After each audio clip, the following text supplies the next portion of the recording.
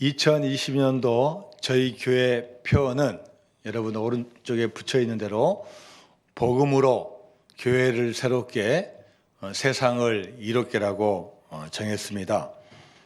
복음으로 교회도 새롭게 되고 복음으로 세상도 유익되고 이롭게 합니다.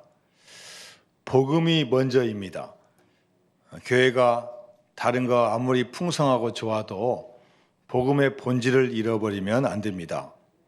또 세상에서 아무리 잘 되고 성공하고 행복한 것 같아도 예수님의 복음이 없다면 진정한 행복이 될 수 없습니다. 성경에는 모두 다 복음의 내용입니다. 창세기부터 시작해서 요한계시록까지 다 하나님의 말씀이고 복된 소식입니다.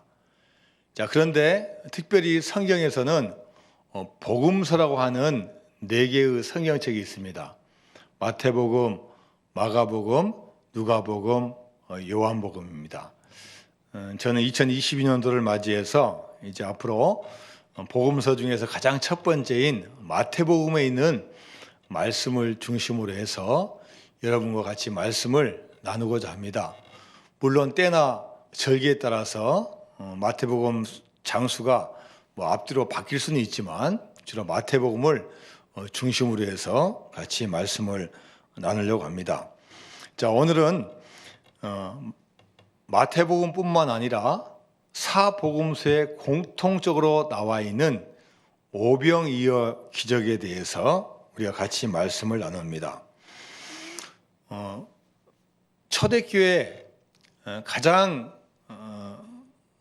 많은 논란 중에 하나는 과연 예수님은 어떤 분이시냐, 이런 논란이 있었습니다. 지금이야 우리는 여러 가지 신학적으로 다 정리가 되어 있지만 초대교회 신자들은 혼동이 됐습니다.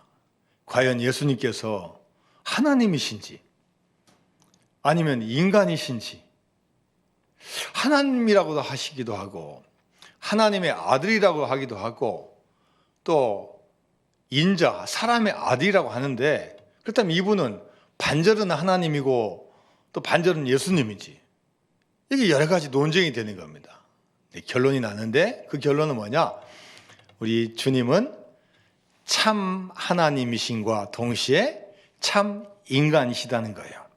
하나님과 본체이시고 본질적으로 같은 분이지만 우리와 똑같은 인간의 모습으로 이 세상에 오신 분입니다.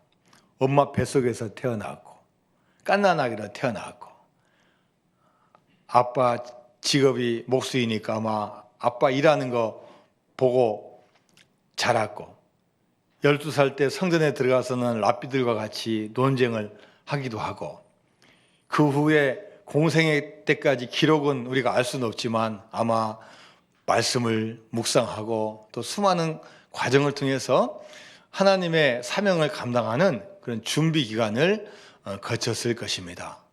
그래서 예수님은 우리와 똑같은 육체적인 한계, 또 여러 가지 한계를 갖는 분입니다. 자, 오늘 본문의 가장 첫 절은 13절 말씀인데 13절 말씀의 첫 두 마디가 뭡니까? 자, 예수께서 들으시고 그랬어요. 자, 여러분 이 들으셨다는 말은 뭘 들으셨냐? 앞에 있는 내용을 들었어요. 마태복음 14장 1절부터 12절까지 말씀을 보니까 세례 요한이 죽었다는 그 말씀을 들었어요. 세례 요한이 누굽니까? 예수님보다 6개월 먼저 이 세상에 와서 예수님께서 하나님 나라를 선포하시는 그 길을 닦았던 분이에요. 예수님하고 같은 분은 아니지만 예수님의 그 사명을 먼저 다 잘 전파하시도록 길을 닦았던 분이에요. 그래서 요한복음 1장 23절 말씀을 보면은 다 같이요, 시작. 이르되 나는 선지자 이사야의 말과 같이 주의 길을 곧게 하라고 광야에서 외치는 자의 소리로다 아니라. 이 세례 요한은 그냥 온 게 아니라 이사야 구약에서 말하는 이사야 선지자가 예수님께서 오심을 예언했는데 그것에 맞추어서 같이 오신 분이라는 거예요. 그리고 광야에서 외치는 자의 소리다. 예수님도 빈들과 광야에서 외치셨는데 먼저 와서 외쳤다는 겁니다. 그리고 자신의 역할이 무엇인지 분명히 알고 있어요. 자, 요한복음 1장 26절과 27절 말씀입니다. 시작. 요한이 대답하되 나는 물로 세례를 베풀거니와 너희 가운데 너희가 알지 못하는 한 사람이 섰으니 곧 내 위에 오시는 그이라. 나는 그의 신발끈을 풀기도 감당하지 못하겠노라 하더라. 이 요한의 사명이 뭐냐? 세례를 베푸는 자라는 거예요. 그래서 세례 요한이에요. 주님은 성령 세례를 베풀지만 나는 그런 세례는 못할지라도 나는 물로 세례를 베푸는 세례 요한이다. 그런데 나는 그분과 비교하면은 아무것도 아니다. 그래서 뭐라고 표현했습니까? 나는 그의 신발끈도 풀기도 감당하지 못하겠다고 고백을 하고 있습니다. 예수님과는 불과 나이가 6개월밖에 차이 나지 않고 같은 친족이에요. 친척이에요. 아마 예수님과도 아마 기록은 안 돼 있지만 많은 교분을 나눴을 거예요. 그런데 그 세례 요한이 죽었다는 그 소식을 들었으니 여러분, 예수님의 마음이 얼마나 아팠겠습니까? 그래서 아마 예수님께서 그런 마음을 좀 달래기 위해서 배를 타고 건너서 빈들에 가셨어요. 그런데 빈들에 가신다는 그 소문을 듣고 많은 사람들이 예수님을 따라갑니다. 한두 명이 아닌 수많은 무리들이 따라가고 모여들기 시작했습니다. 성경에 정확히 기록은 안 돼 있기 때문에 예수님의 마음을 우리가 다는 알 수 없지만 그리고 슬프고 안타깝고 피곤한 마음에도 불구하고 예수님은 오는 무리들을 거부하지 않으셨어요. 앞에 보면은 다른 성경에 보면 그들을 영접했다고 할 정도로 오히려 그 무리들을 기쁜 마음으로 받아들였습니다. 예수님은 자신을 보기 위해서 오는 그 무리들을 보고 여러분 어떤 생각을 하시고 어떤 마음을 가졌겠습니까? 야, 많이 온다. 나는 이렇게 마음이 슬프고 외로운데 그것도 모르고 오는 사람들이 밉다. 여러분 그런 생각을 했겠습니까? 자, 오늘 본문 14절 말씀을 보면은 우리가 주님의 마음을 알 수가 있어요. 자, 14절 시작. 예수께서 나오사 큰 무리를 보시고 불쌍히 여기사 그 중에 있는 병자를 고쳐주시니라. 예수님은 자신에게 나오는 큰 무리를 보시고 드는 마음이 뭐냐? 어떤 마음이에요? 불쌍히 여기는 마음을 가졌다는 거예요. 다른 수많은 감정과 생각이 있을 뻔한데 그런 마음을 가지지 않으시고 불쌍히 여겼다고 말씀하고 있습니다. 이 불쌍히 여겼다라는 표현을 헬라어로 보니까요, 에스플랑크니스테라는 단어예요. 이 단어는 어디에서 유래했냐? 스플렌이라는 단어에서 나왔는데 이 스플렌은 뭐냐? 사람의 창자 내장이에요. 옛날 유대인들은 사람이 감정이 이 마음이 어디에 있냐? 심장이 아니고 머리가 아니에요. 어디에 있냐? 이 내장, 창자에 있다고 느꼈어요. 그래서 주님이 지금 불쌍히 여기는 그 감정은 순간적으로 머리로 판단하는 그런 게 아니라 마음속 깊은 곳으로부터 드는 생각이에요. 야, 하나님의 백성이 목자 잃은 양과 같이 목자를 만나지 못해서 지금 방황하고 있구나. 그 목자 없이 방황하는 그들이 얼마나 힘들고 어려울까. 이런 긍휼의 마음, 불쌍히 여기는 마음을 가지고 그들을 바라보았다는 거예요. 예수님의 마음은 여기에서만 나타나는 게 아니라 신약 성경 곳곳에서 이 마음이 나타납니다. 자, 마태복음 9장 35절과 36절 말씀 봅니다. 시작. 예수께서 모든 도시와 마을에 두루 다니사 그들의 회상에서 가르치시며 천국 복음을 전파하시며 모든 병과 모든 악한 것을 고치시니라. 무리를 보시고 불쌍히 여기시니 이는 그들이 목자 없는 양과 같이 고생하며 기진합니다. 예수님이 그들을 바라보시는 마음이 뭐냐? 불쌍히 여기는 마음을 가졌다는 거예요. 지금 이 무리들이 예수님과 같이 있는 시간이 언제입니까? 몇 시부터 모여 있는지는 모르지만 지금 시간이 훌쩍 지나갔어요. 그러다 보니까 오늘 본문 15절에 나와 있는 것처럼 저녁이 되었어요. 15절에 보니까 저녁이 되매. 그런데 유대인들에게는 이 저녁이라고 표현하는 단어가 두 단어가 있고 시간도 틀립니다. 하나는 오후 3시를 가리키는 저녁이 있고 오후 5시를 가리키는 저녁이 있어요. 이 오후 3시는 뭐냐? 이제 서서히 이제는 해가 져가는 그 시간을 말하는 거고 5시 이후부터는 실제로 이제는 캄캄해지기 시작하는 때를 말하는 거예요. 자, 오늘 마태복음 14장 뒤에 23절 말씀을 보면은 무리를 보내신 후에 기도하러 따로 산에 올라가시니라 저물매 거기 혼자 계시더니. 이 뒤에 나와 있는 이 저녁은요, 저물매는요, 오병이어의 기적을 베푸신 다음에 이제 배를 타고 다시 산으로 가셔서 기도하시는 그 해가 지는 캄캄한 그 저녁을 말하는 거예요. 그러나 지금 방금 읽었던 15절 말씀 저녁은 이제 오후 3시가 넘어서면서 이제는 저녁밥 먹을 시간도 되고 이제는 지금 집에 가지 않으면은 이제는 캄캄해지는 그런 시간을 말하는 거예요. 자, 여러분, 예수님이 합리적이고 계획적이고 이성적으로만 판단한다면 거기에 모이는 수많은 사람들을 어떻게 하셨을까요? 자, 오늘 설교 끝, 오늘 치유 끝. 여러분, 이제 저녁 시간이 됐으니까 어떻게 하세요? 돌아가세요. 이렇게 했을 거예요. 그런데 예수님은 그렇게 하지 않으시고 거기에서 계속 이 무리들을 붙잡고 있으면서 하나님의 나라에 대해서 말씀도 전해주시고 병자도 고치시는 거예요. 그럼 여러분, 그 이유가 뭐겠습니까? 우리를, 그 당시 빈들에 모인 무리를 어떻게 여기는 마음이에요? 불쌍히 여기는 마음이 있기 때문에 그렇게 하신 겁니다.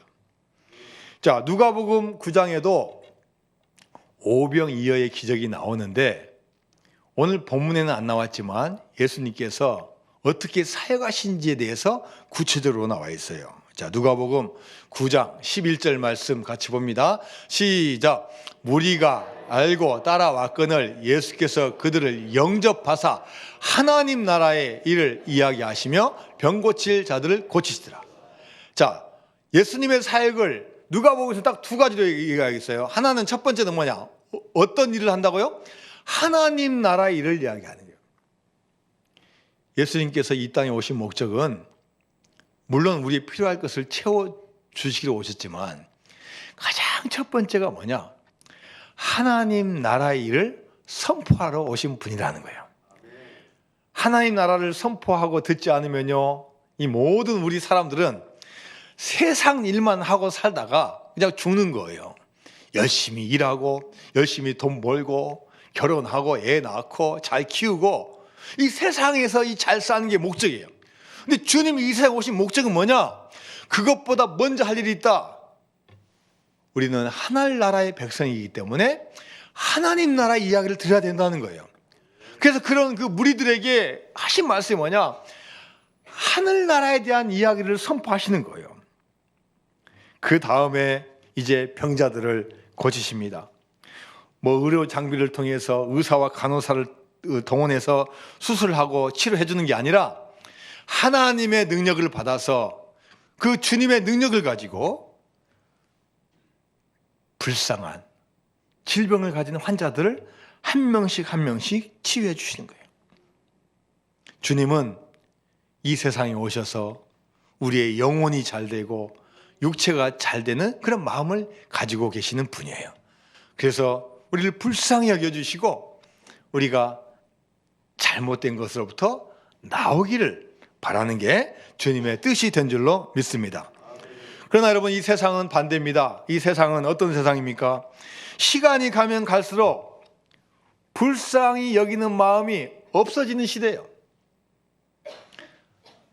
나 혼자 잘 살면 되고 나 혼자 만족하면 되고 좀 넓으면 우리 가족 잘 되면 되는 게 이 세상의 논리예요.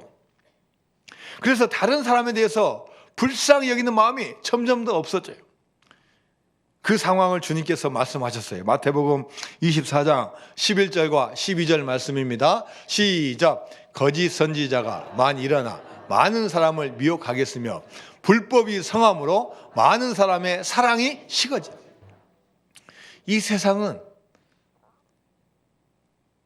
선한 일을 하는 것보다도 나에게 이익이 된다면 불법을 행하면서 사랑이 점점점 식어가는 시대라는 거예요. 그리고 디모데후서에 보면은 앞으로 계속되는 이 말세를 시대를 이야기하면서 디모데후서 3장 3절에서 말세의 표징에 대해서 이야기를 하고 있습니다. 시작. 무정하며 원통함을 풀지 아니하며 모함하며 절제하지 못하며 사나우며 선한 것을 좋아하지 아니하며. 이 시대가 어떤 시대냐? 정이 없어지는 시대예요. 원통한 거 빨리 풀어야 되는데 풀지 않는 시대예요. 나의 이익을 위해서 상대방을 모함하는 시대예요. 온유하지 못하고 조금만 마음에 안 들어도 화내고 성내는 시대예요.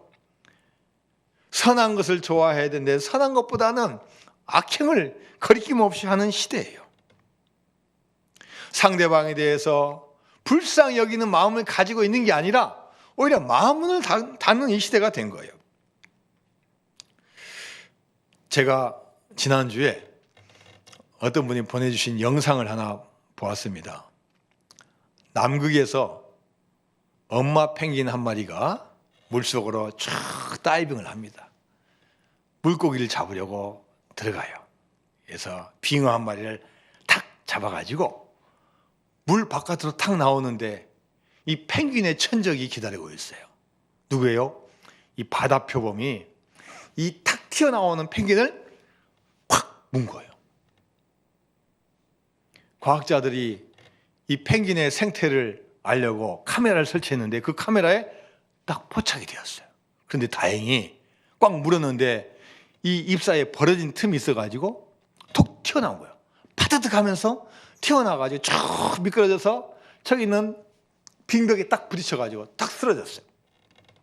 그러니까 이 바다 표범이 내가 놓쳤네. 다시 먹으려고 탁 달려가는데 그때 앞에서 다른 펭귄이 탁 튀어오르니까 그 펭귄을 딱 먹었어요. 그리고 물속으로 들어갔어요. 쓰러진 펭귄 그 바닥은 이미 피가 흥건히 있어요. 잠시 후에 이 펭귄이 정신을 차려가지고 일어납니다. 보니까 피를 흘리고 있고 두리번 하면서 어디론가 갑니다. 그 장면을 보면은 일단 쉬어야 돼요.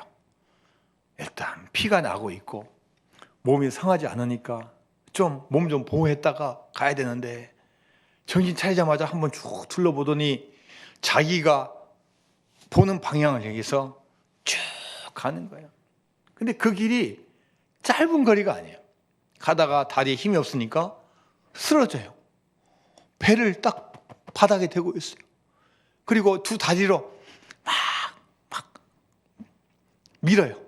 배로 가는 거예요. 배로. 힘이 없으니까 이 배로 가는. 좀 가다가 또 힘이 생기니까 다시 일어나가지고 또 다리로 가는 거예요. 남극의 그 매서운 바람, 블리자드가 확 불고 있는데 목적지를 향해서 계속 가고 있는 거예요. 드디어 한참을 가서 카메라에 펭귄이 많이 모여 사는 군락지가 보입니다. 새끼 펭귄들이 지지지 하면서 돌아다녀요. 펭귄 숫자가 수백 마리, 수천 마리가 거기 있어요. 이 어미 펭귄은 뭐 하려고 자기 몸도 돌보지 않고 거기까지 왔겠습니까? 자기 새끼 펭귄을 찾으러 온 거예요. 보니까요, 새끼를 못 찾을 것 같아요. 카메라 비춰지는데 펭귄이 그 펭귄이에요. 얼굴이 다 똑같아요. 아마 자기 새끼 찾으려면 아마 한낮을 걸렸을 거예요. 그런데요, 갑자기 이 어미 펭귄이요, 찍찍, 딱 두 마디만 하는 거예요. 찍찍. 그러니까 저 뒤에 있는 새끼 펭귄 한 마리가, 고개 숙인 펭귄 한 마리가 갑자기 고개를 탁 들더니 이 엄마 펭귄 향해서 팍 달려오는 거예요. 그러니까 이 엄마 펭귄이 피 흘린 가슴으로 이 새끼 펭귄을 딱 안아주는 거예요. 이 새끼 펭귄은 태어난 지 얼마 되지 않았지만 엄마 펭귄의 음성을 분별할 줄 아는 거예요. 수백 마리, 수천 마리는 관심이 없어서 돌아보지도 않는데 이 새끼 펭귄만은 엄마의 이 소리를 알고 달려오는 거예요. 이 엄마 펭귄이 뱃속에 있는 물고기를 하고 토해내요. 새끼 주려고 소화시키지 않고 배에다 담아온 거예요. 그 고기를 쪼아가지고 아기 펭귄에게 먹여줘요. 여러분, 이것이 바로 예수님의 마음입니다. 그분은 이 땅에 오셔서 우리를 살리시려고, 우리의 영을 살리고 우리의 질병을 치료하고 우리를 끝까지 살리고 하나님 나라를 전파하고 또 하나님의 마음을 알기 위해서 복음을 증거하시다가 십자가에 못 박혀 죽으셨어요.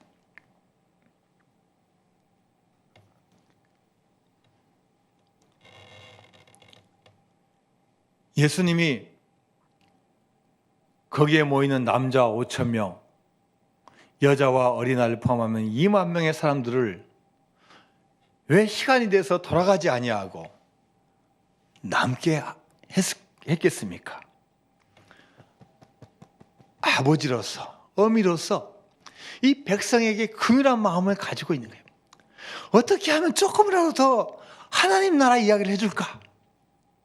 이걸 통해서 이 무리들이 좀 변화되고 바뀌고 은혜 받아서 주님의 일을 하면 얼마나 좋을까? 앞도 못 보고 혈루증 걸리고 심지어 걷지도 못하고 이런 병자들을 내가 한 사람이라도 치료해서 이 무리들의 삶을 더 좋게 하면 얼마나 좋을까? 이런 긍휼한 마음, 불쌍히 여기는 마음을 가지고 잡아놓으신 거예요. 그런데 이 빈들에 이제 어둠이 오려고 하는데 먹을 것이 아무것도 없습니다. 그래서 제자들이 예수님께 와서 이 상황을 전합니다. 예수님, 이제 저물어 가니까 무리를 보내야 되겠습니다. 마을로 가서 먹게 하시죠. 이 말을 듣는 예수님은 그 제자들의 말에 원하는 대답을 하지 않습니다. 자, 16절 말씀입니다. 시작. 예수께서 이르시되 갈 것 없다. 너희가 먹을 것을 줘라. 누구한테 주라고요? 제자들 12명밖에 되지 않는데 제자들에게 너희들이 먹을 걸 주라는 거예요.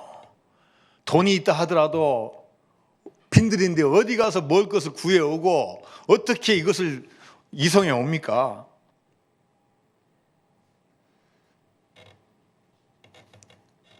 먹일 수 없는 상황인데 주님께서는 너희가 먹일 것을 주라고 말씀합니다. 먹을 것이 없습니다. 그러나 전혀 없는 게 아니었어요. 어린아이가 자기 먹으려고 가져온 도시락이 있었어요. 떡 5개와 물고기 2마리. 한 사람이 먹을 분량밖에 안 되지만 먹을 것이 있었어요. 예수님은 그 이야기를 듣고 그것을 내게 가져오라고 말씀하십니다. 그것을 내게 가져오라. 이렇게 말씀하신 다음에 그 무리들을 향하여 무리를 지어서 앉게 만들어요. 오늘 본문에는 나와 있지 않지만 누가복음 9장에 보면 몇 명씩 앉힙니까? 50명씩 50명씩 50명씩 질서 있게 순서대로 무리를 지어서 앉으라고 하십니다. 참으로 이상한 일입니다. 예수님께서 무엇을 하실지 아직 제자들이 잘 아는 것도 아니고 또 거기에 있는 무리들도 어떤 일을 하시려고 하는지 모르지만 중요한 것은 그들이 주님의 말씀에 순종했을 때 바로 그 순간부터 기적이 일어나기 시작했다는 겁니다. 오늘 본문 마태복음 14장 19절 말씀을 한번 같이 볼까요? 마태복음 14장 19절 말씀. 자, 시작.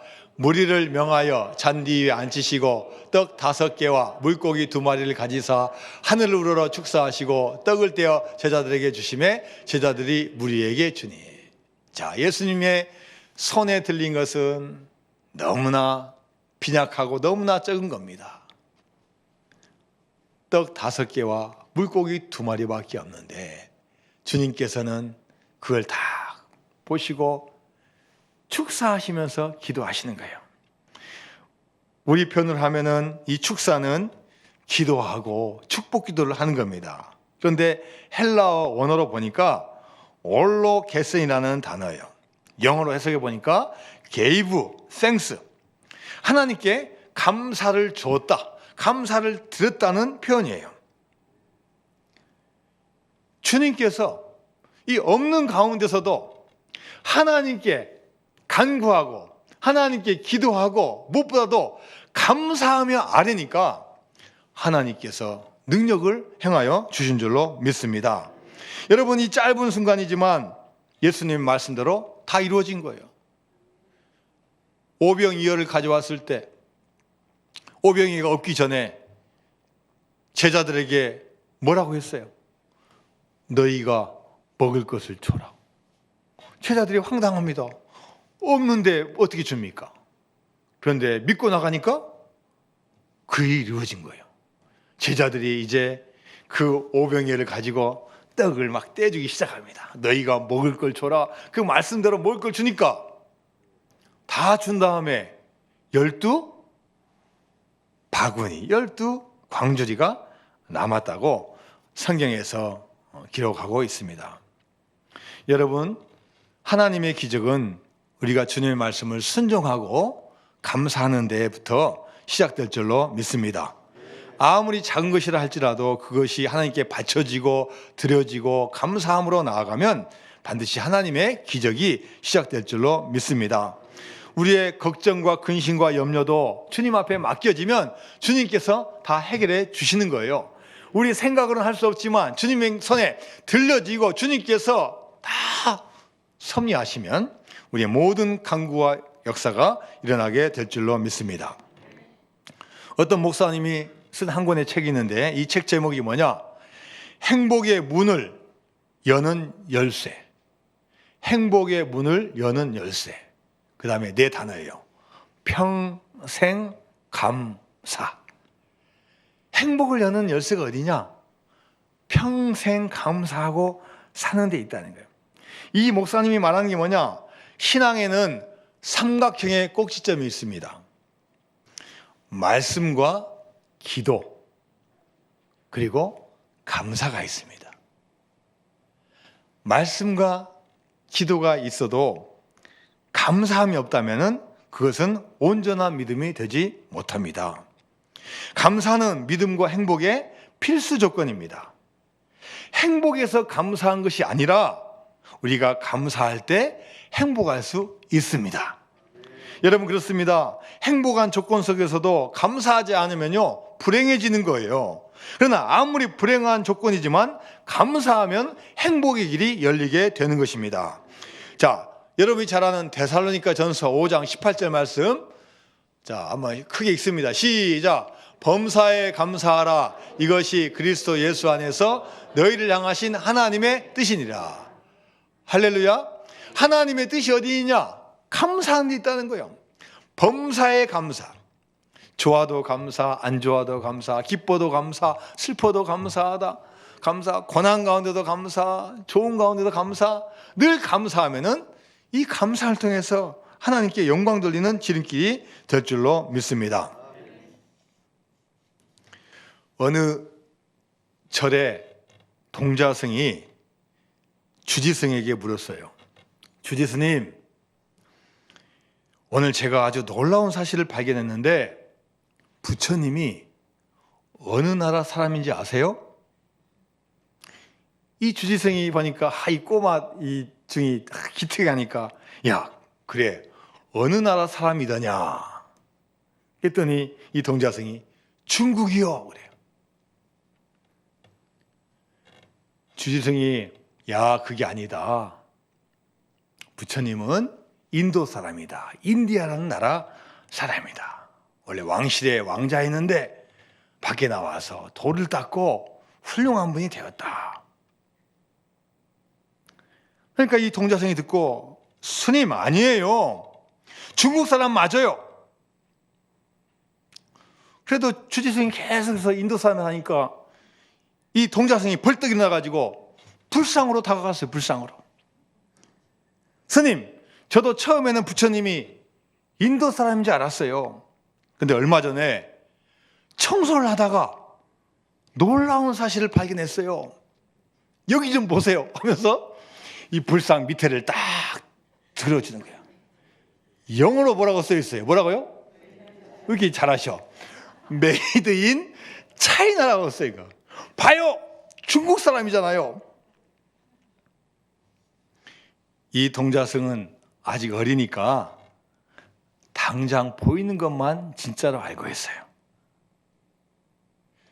예수님이 빈들에서 2만 명에게 기적을 베푸셨는데 그 빈들에는 2만 명이 먹을 양식이 안 보여요. 그냥 있어봤자 떡 5개와 물고기 2마리밖에 없어요. 그러나 당장 보이지 않지만 조그만 것이라도 주님 앞에 들려지면 주님께서 그것을 통하여 상상할 수 없는 어마어마한 능력을 행하여 주실 줄로 믿습니다.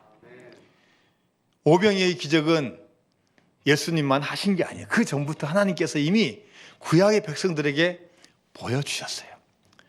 출애굽한 이스라엘 백성들 40년간 광야 생활했습니다. 광야는 말 그대로 빈들이에요. 여러분 혹시 성지순례 한번 가시면 한번 가보세요. 그 광야에 가보세요. 낮에 한 30분만 서 있으면요 아마 일사병으로 다 쓰러질 거예요. 얼마나 햇빛 찌는지요. 꼭 모자 써야 되고요. 나무 그늘 밑에 자꾸 들어가 줘야 돼요. 그 낮에는 하나님께서 구름 기둥으로 막아주시는 거예요. 밤 내보세요. 담요 없이는 추워서 못 자요. 밤에 따뜻하게 불 기둥으로 덮어주시는 거예요. 그리고 그 빈들에 먹을 게 뭐가 있습니까? 뭐 변변한 뭐 나무가 있어요. 무슨 열매가 있어요. 무슨 뭐 배, 사과, 뭐 과일 있습니까? 없어요, 없어. 하나님께서 만나와 메치락으로 다 먹여주시는 거예요. 40년 광야 생활하면서 무슨 시간이 있다고 옷을 만들고 있습니까? 그런데 하나님 말씀을 보니까 40년 동안 옷 한 벌 가지고도 옷이 헤어지지 않았더라. 할렐루야. 바로 이것이 하나님의 기적이에요. 우리가 주님 믿고 주님이 가라는 곳 향해서 가면요 우리 힘이 아닌 하나님의 능력으로 다 먹여주시고 덮여주시고 인도하여 주실 줄로 믿습니다. 하나님은 하나님의 백성을 반드시 책임져 주십니다. 미국에 가신 분들은 관광 코스가 많이 있는데 거의 꼭 가는 데가 어디냐? 나이아가라 폭포예요. 여러분 다녀오신 분 손 들어보세요. 다 갔다 오셨잖아요, 미국. 미국. 안 가신 분들은 나이가 더 가기 전에 갔다 오시기 바랍니다. 나이아가라에 갔다 오셔야 돼요. 저도 안 가봤는데 나이아가라 폭포 가면요 하늘에요 수백 마리가 아니라 막 수천 수만 마리의 새가 있대요. 새가요. 이 폭포 근처에 뭐 하는 새겠어요? 뭐 하는 새겠습니까? 폭포가 떨어지기 전에 놀던 물고기들이 잘 놀다가 어느 순간 자기도 모르게 이제 급류에 휩쓸리는 거예요. 그래가지고 이 나야가라 폭포에 떨어지는데, 이 떨어지는 이 높이가 얼마나 높습니까? 떨어지는 순간 둘 중에 하나예요.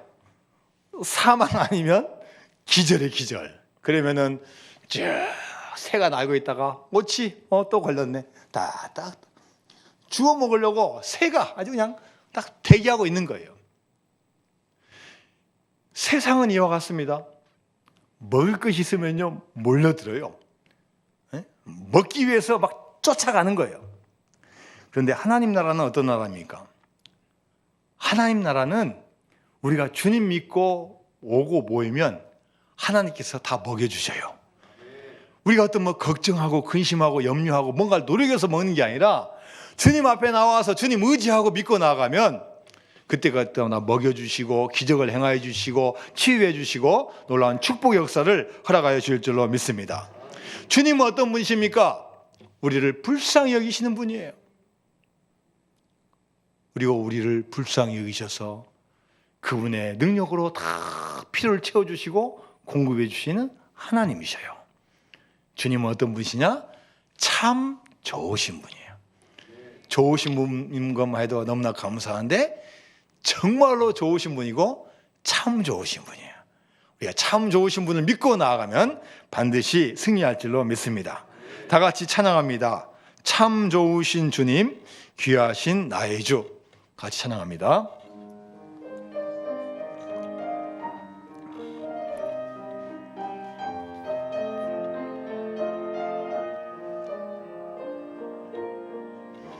참 좋으신 주님, 귀하신 나의 주.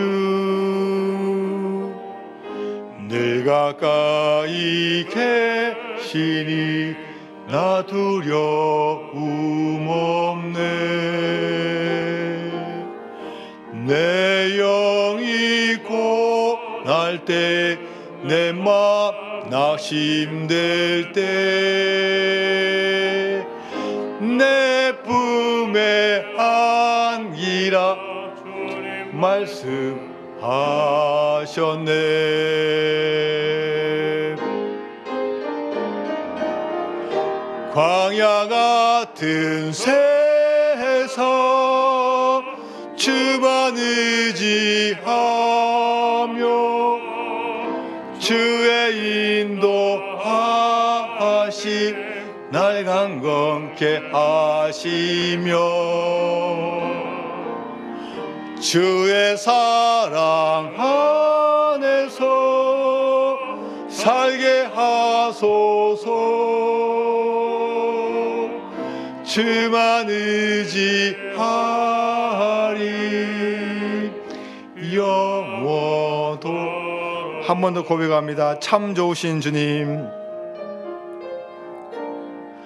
참 좋으신 주님, 귀하신 나의 주. 늘 가까이 계시니 나 두려움 없네. 내 영이 고날 때 내 맘 낙심날 내 품에 안기라 내 품에 안기라 주님 말씀하셨네.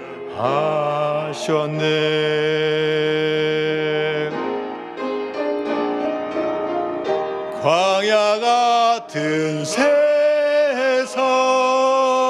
주만 의지하며 주의 인도하시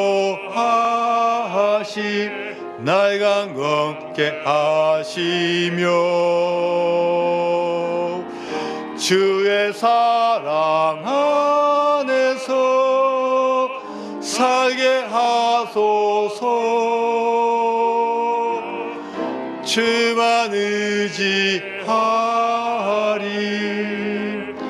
영원토록. 광야 같은 세상 광야 같은 세상 의지하며 주의 인도하시 날 강건케 하시며 주의 사랑 안에서 살게 하소서 주만 의지하리 영원토록.